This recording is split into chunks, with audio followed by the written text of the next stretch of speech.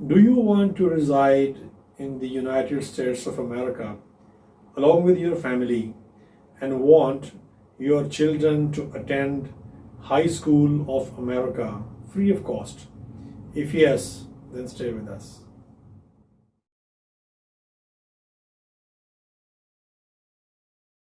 दुनिया में तकरीबन 80 और 85 कंट्रीज़ हैं जिनके साथ यूएसए का एग्रीमेंट है।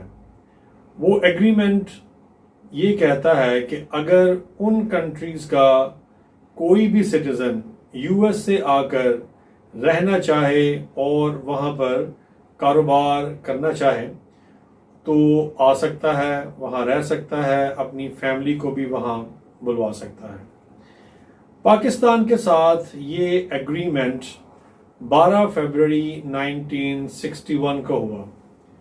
यानी 1961 से पाकिस्तान यूएसए का ट्रीटी मेंबर है। यानी E2 वीज़ा के लिए हम 1961 से तैयार हैं कि अगर कोई वहाँ पर जाना चाहे और जाके वहाँ रहना चाहे, बिजनेस करना चाहे तो वो जा सकता है।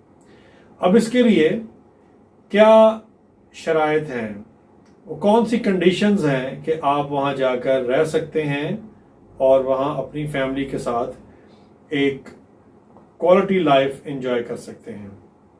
उसके लिए ये हमने जहन में रखना है कि यहाँ से यूएसए जाने के लिए हमें कोई ना कोई लीगल वे यानी कि लीगल रास्ता अपनाना है। अगर कोई वहाँ पर इलीगली है, चाहे वो पाकिस्तान से है, अगरचे पाकिस्तान यूएसए का ट्रीटी मेंबर है, मगर फिर भी वो वहाँ पर E2 स्टेटस नहीं ले सकता। E2 स्टेटस अप्लाई करने के लिए वहाँ अगर हम विजिटर वीज़ा पे गए हैं या किसी भी और वीज़ा पे गए हैं, हम वहाँ पर अगर लीगल हैं तो हम वहाँ E2 स्टेटस के लिए अप्लाई कर सकते हैं। E2 स्टेटस क्या है और इसका हमें क्या बेनिफिट हो सकता है, ये हमारा आज का टॉपिक है। E2 स्टेटस एक ऐसा आप कह लें कि स्टेटस है जिसमें जो इंडिविजुअल है, अगर उसके पास इतने पैसे हैं कि वो वहाँ पर कोई बिजनेस परचेज कर सकता है, यानी खरीद सकता है, या किसी के साथ वहाँ अपने पैसे से किसी बिजनेस में शेयर ले सकता है, तो वो वहाँ E2 स्टेटस के लिए अप्लाई कर सकता है। इसको अप्लाई करने के लिए वहाँ पर होना और वहाँ लीगल तरीके से पहुंचा होना और आपके पास इतने फंड्स होना ज़रूरी हैं कि आप वहाँ कोई भी छोटा मोटा कारोबार वहाँ परचेज कर सकें या किसी के वहाँ पर शेयर होल्डर बन सकें। और अगर आप वहाँ पर नहीं हैं, पाकिस्तान में हैं या किसी भी और कंट्री में हैं, बल्कि ये है कि इसमें सिर्फ वो लोग जो ट्रीटी मेंबर हैं सिर्फ वो ही अप्लाई कर सकते हैं। जिस तरह अगर हम बात करें तो हमारा जो हमसाया मुल्क है इंडिया ट्रीटी मेंबर नहीं है। मतलब ये भी हो सकता है कि अगर किसी की शादी हुई और उसकी अगर बीवी इंडियन है या किसी इंडियन किसी पाकिस्तानी का मियाँ अगर इंडियन है तो वो दोनों वहाँ पर ट्रीटी वीज़ा पर नहीं जा पाएंगे, यानी वो वहाँ पर E2 स्टेटस नहीं ले सकेंगे। सिर्फ उसको मिलेगा जिसकी कंट्री का यूएसए के साथ एग्रीमेंट है, यानी वो ट्रीटी मेंबर है। अब हम बात करते हैं कि पाकिस्तान से या किसी भी और कंट्री से जो कि ट्रीटी मेंबर है, हम वहाँ पर कैसे जा सकते हैं। तो हमारे पास वहाँ पर बिजनेस को परचेज करने के लिए पैसे होने चाहिए।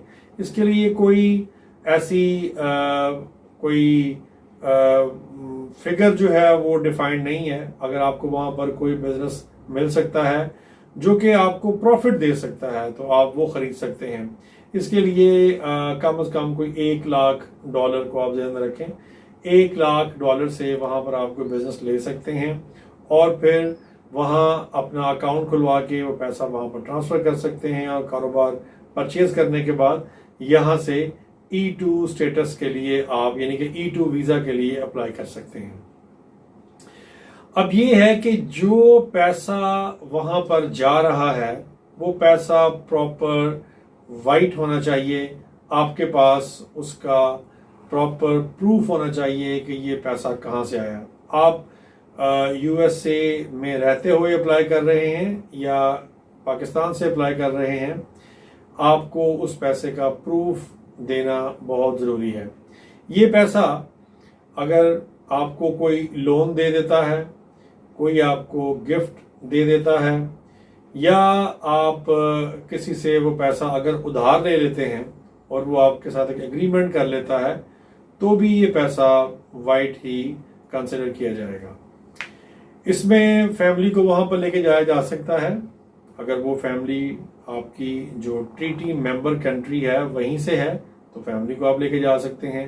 बच्चों को वहाँ पर लेके जा सकते हैं, बच्चों की एजुकेशन वहाँ पर हाई स्कूल तक फ्री ऑफ कॉस्ट होगी, और उसके बाद अगर आप बच्चे आपके पढ़ते हैं तो वो वही फ़ी पे करेंगे जो वहाँ पर उनके जो सिटीजन्स हैं वो पे करते हैं। एक चीज़ हमें ध्यान में रखनी है कि ये बेसिकली नॉन इमिग्रेंट वीज़ा होता है, यानी ये वीज़ा लेकर आप वहाँ पर इनिशियली 2 साल के लिए जाते हैं और ये 2 साल और फिर 2 साल और फिर 2 साल यानी इंडेफिनेट पीरियड के लिए आप जब तक चाहें आप ये वीज़ा बढ़ा सकते हैं। ये ग्रीन कार्ड की तरफ लीड नहीं करता, उसके लिए आपको फिर वहाँ जाके अपना स्टेटस अलग से चेंज करना पड़ता है।